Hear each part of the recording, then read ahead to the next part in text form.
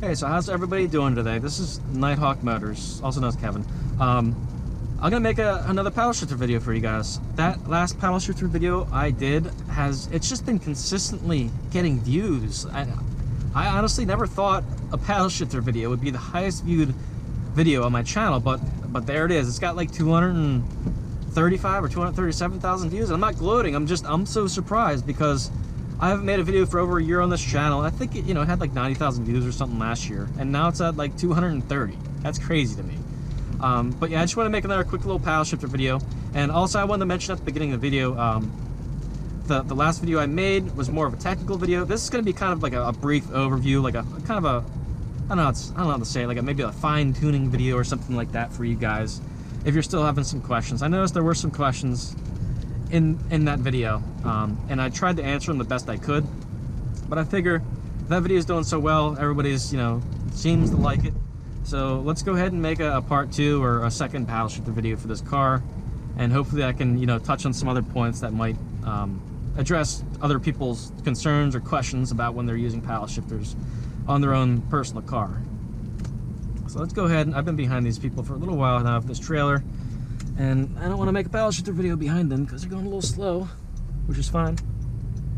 Okay, so let's start off with the sport mode and the drive settings. So sport mode and drive, sport mode, drive, on this car at least.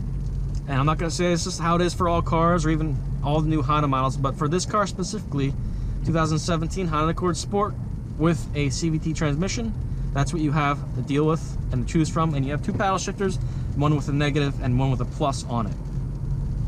So when you're just driving normally, well, the transmission does all the work for you. You just point the car, use your brake and the gas, and you're fine.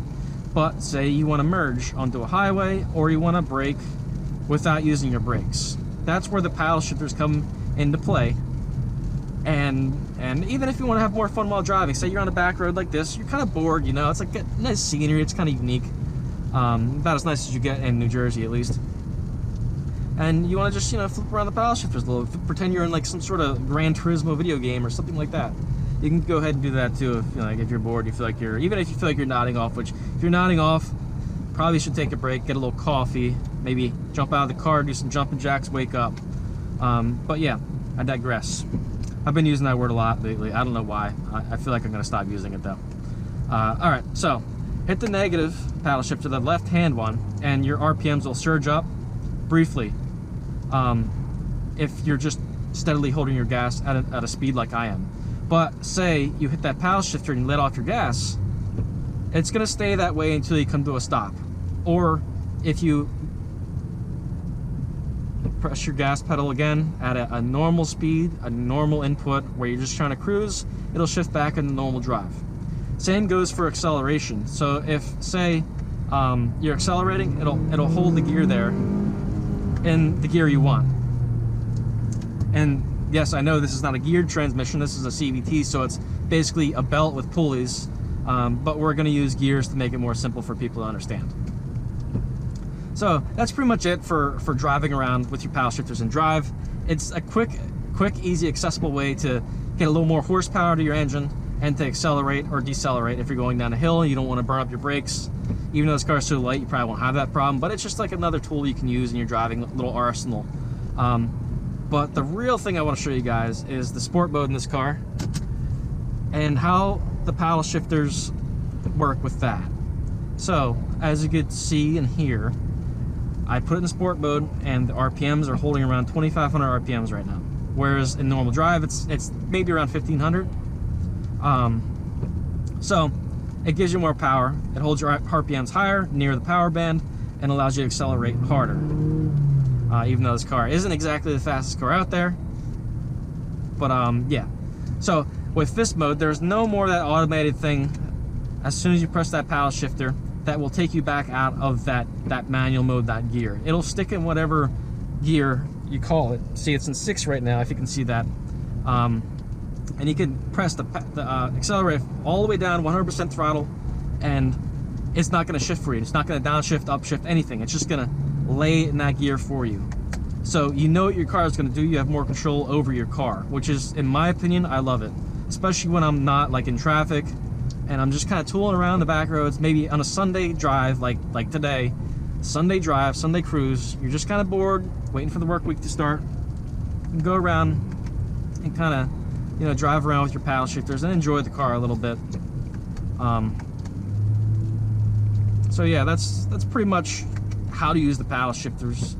I already gave you examples as to, like, you know, what you can use the paddle shifters for, like downshifting when you're at a hill, downshifting when you're coming to a acceleration point like this. Now when you're in manual mode, you'll see an SM1.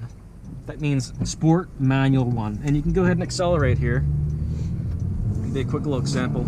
Accelerate when you're merging in, and then shift accordingly, depending on how much power you want. And of course, you don't want your car sitting at a red line for too long. That's poor etiquette, poor car etiquette. It's not great for the engine.